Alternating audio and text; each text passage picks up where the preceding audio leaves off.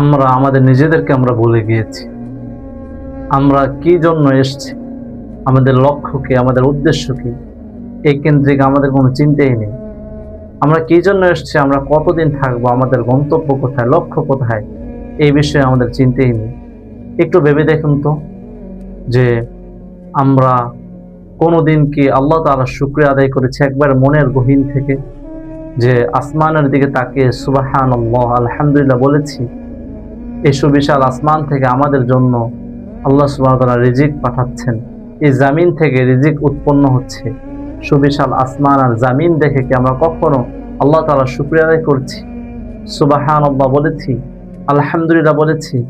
আমরা কি এই বিশাল আসমানের দিকে তাকিয়ে আমাদের এই ক্ষুদ্রতাকে আমরা নিরূপণ করতে পেরেছি? আমরা করিনি।